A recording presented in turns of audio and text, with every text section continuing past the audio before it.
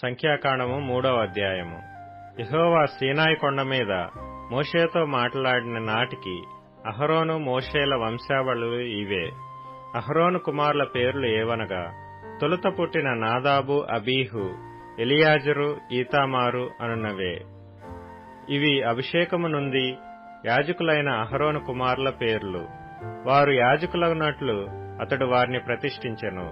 నాదాబు, అబీహులు సీనాయి అరణ్యమందు యెహోవా సన్నిధిని అన్యాగ్ని నర్పించినందున వారు యెహోవా సన్నిధిని చనిపోయిరి.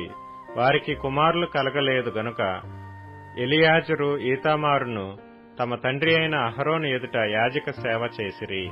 మరియు యెహోవా మోషేకు ఇలాగ సెలవిచ్చెను, నీవు లేవీ గోత్రికులను తీసుకుని వచ్చి వారు అతనికి పరిచారకులుగా ఉండునట్లు యాజకుడైన అహరోను ఎదుట వారిని నిలువబెట్టుము. వారు ప్రత్యక్షపు గుడారమునెదుట మందిరపు సేవ చేయవలెను. తాము కాపాడవలసిన దానిని, సర్వ సమాజము కాపాడవలసిన దానిని వారు కాపాడవలెను. మందిరపు సేవ చేయుటకు ప్రత్యక్షపు గుడారము యొక్క ఉపకరణములన్నిటినీ ఇశ్రాయేలీలు కాపాడవలసినదంతటిని వారే కాపాడవలెను. కాగా నీవు లేవీయులను అహరోనుకును అతని కుమారులకును అప్పగింపవలెను. వారు ఇశ్రాయేలీలలో నుండి అతని వశము చేయబడిన వారు. నీవు అహరోనును అతని కుమారులను నియమింపవలెను. వారు తమ యాజక ధర్మముననుసరించి నడుచుకొందురు. అన్యుడు సమీపించిన ఎడల వారు మరణశిక్ష నొందును. మరియు యెహోవా మోషేకు ఇలాగ సెలవిచ్చెను, ఇదిగో నేను ఇశ్రాయేలీలలో తొలిచూలి అయిన ప్రతి మగపిల్లకు మారుగా ఇశ్రాయేలీలలో నుండి లేవీయులను నా వశము చేసుకుని ఉన్నాను. ప్రతి తొలిచూలియు నాది గనుక లేవీయులు నావారై ఇందురు. ఐగుప్తు దేశంలో నేను ప్రతి తొలిచూలును సంహరించిన నాడు మనుషుల తొలిచూలనేమి, పశువుల తొలిచూలనేమి ఇశ్రాయేలీలలో అన్నిటినీ నా కొరకు ప్రతిష్ఠించుకొంటిని. వారు నావారై ఇందురు. నేను యెహోవాను. మరియు సీనాయి అరణ్యమందు యెహోవా మోషేకు ఇలాగ సెలవిచ్చెను, లేవీయుల పితరుల కుటుంబములను వారి వారి వంశములను లెక్కింపుము. 1 నెల మొదలుకొని పైప్రాయము గల మగవారినందరినీ లెక్కింపవలెను. కాబట్టి మోషే యెహోవా తనకు ఆజ్ఞాపించినట్లు ఆయన మాట చొప్పున వారిని లెక్కించెను. లేవీ కుమారుల పేర్లు గెర్షోను, కహాతు, మెరారి అనునవి. గెర్షోను కుమారుల వంశకర్తల పేర్లు లిబ్నీ, షిమీ అనునవి. కహాతు కుమారుల వంశకర్తల పేర్లు అమ్రాము, ఇస్హారు, హెబ్రోను, ఉజ్జియేలు అనునవి. మొరారి కుమారుల వంశకర్తల పేర్లు మహలి, మూషి. వారి వారి పితరుల కుటుంబముల చొప్పున ఇవి లేవీయుల వంశములు. లిబ్నీయులు, షిమీయులు గెర్షోను వంశస్థులు. గెర్షోనీయుల వంశపు వారు వీరే. వారిలో లెక్కింపబడిన వారు అనగా 1 నెల మొదలుకొని పైప్రాయము గల మగవారందరిలో లెక్కింపబడిన వారు 7,500 మంది. గెర్షోనీయుల వంశములు మందిరము వెనుకను అనగా పడమటి దిక్కున దిగవలెను. గెర్షోనీయుల పితరుల కుటుంబములో లాయేలు కుమారుడైన ఎలీయాసాపు ప్రధానుడు. ప్రత్యక్షపు గుడారములో గెర్షోను కుమారులు కాపాడవలసిన వేవనగా, మందిరపు గుడారము దాని పైకప్పు, ప్రత్యక్షపు గుడారము ద్వారపు తెరయు, ప్రాకార యవనికలు, మందిరమునకును బలిపీఠమునకును చుట్టూనున్న ప్రాకార ద్వారపు తెరయు, దాని సమస్త సేవకైన త్రాళ్లును. కహాతు వంశమేదనగా అమ్రామీయుల, ఇస్హారీయుల వంశము, హెబ్రోనీయుల వంశము, ఉజ్జియేలీయుల వంశము. ఇవి కహాతీయుల వంశములు.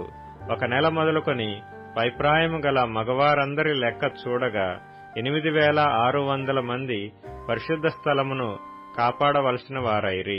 కహాతు కుమారుల వంశములు మందిరము యొక్క ప్రక్కను అనగా దక్షిణ దిక్కున దిగవలసిన వారు. కహాతీయుల వంశముల పితరుల కుటుంబమునకు ప్రధానుడు ఉజ్జియేలు కుమారుడైన ఎలీషాపాను. వారు మందసము, బల్ల, దీపవృక్షము, వేదికలు, తాము సేవ చేయు పరిశుద్ధ స్థలములోని ఉపకరణములు, అడ్డతెరయు కాపాడి దాని సమస్త సేవయు జరపవలసిన వారు. యాజకుడైన అహరోను కుమారుడగు ఎలియాజరు లేవీయుల ప్రధానులకు ముఖ్యుడు. అతడు పరిశుద్ధ స్థలమును కాపాడు వారి మీద విచారణకర్త. మెరారి వంశమేదనగా మహలయీల వంశము, మూషీయుల వంశము, ఇవి మెరారి వంశములు. వారిలో లెక్కింపబడిన వారెందరనగా 1 నెల మొదలుకొని పైప్రాయము గల మగవారందరూ 6200 మంది. మెరారీయుల పితరుల కుటుంబములో అబీహాయిలు కుమారుడైన నూరీయేలు ప్రధానుడు. వారు మందిరమునొద్ద ఉత్తర దిక్కున దిగవలసిన వారు.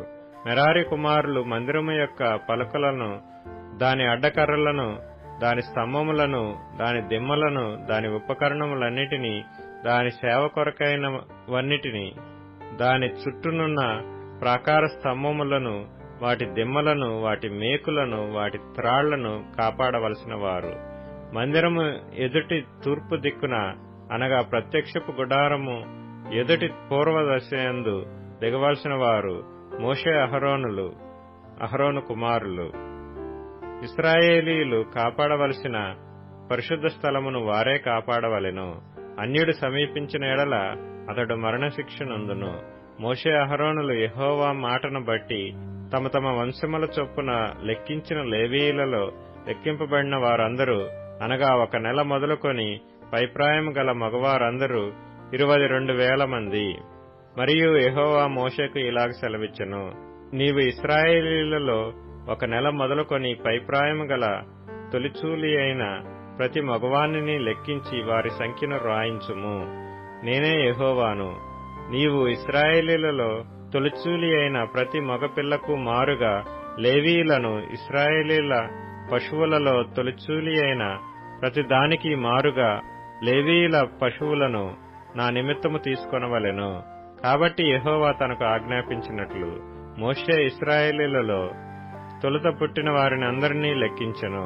వారిలో లెక్కింపబడిన వారి సంఖ్య అనగా 1 నెల మొదలుకొని పైప్రాయము గల తొలిచూలి మగవారందరి సంఖ్య 22,273. మరియు యెహోవా మోషేకు ఇలాగ సెలవిచ్చెను, నీవు ఇశ్రాయేలీలలో తొలిచూలి అయిన ప్రతివానికి మారుగా లేవీయులను, వారి పశువులకు ప్రతిగా లేవీయుల పశువులను తీసుకొనుము. లేవీయులు నా వారై ఇందురు. నేను యెహోవాను. ఇశ్రాయేలీలకు తొలుత పుట్టిన వారిలో లేవీయుల కంటే 273 ఎక్కువైనందున శేషించిన వారి యొద్ద తలకొక 5 తులముల వెండిని తీసుకొనవలెను. పరిశుద్ధమైన తులము చొప్పున వాటిని తీసుకొనవలెను. తులము 20 చిన్నములు. వారిలో ఎక్కువ మంది విమోచన కొరకు ఇయ్యబడిన ధనమును అహరోనుకును అతని కుమారులకును ఇయ్యవలెను. కాబట్టి మోషే లేవీయుల వలన విడిపింపబడిన వారికంటే ఆ ఎక్కువైన వారి యొక్క విమోచన ధనమును తీసుకొనెను. పరిశుద్ధమైన తులము చొప్పున 1365 తులముల ధనమును ఇశ్రాయేలీల జ్యేష్ఠ కుమారుల యొద్ద తీసుకొనెను. యెహోవా మోషేకు ఆజ్ఞాపించినట్లు యెహోవా నోటి మాట చొప్పున అహరోనుకును అతని కుమారులకును విడిపింపబడిన వారి విమోచన ధనమును మోషే ఇచ్చెను.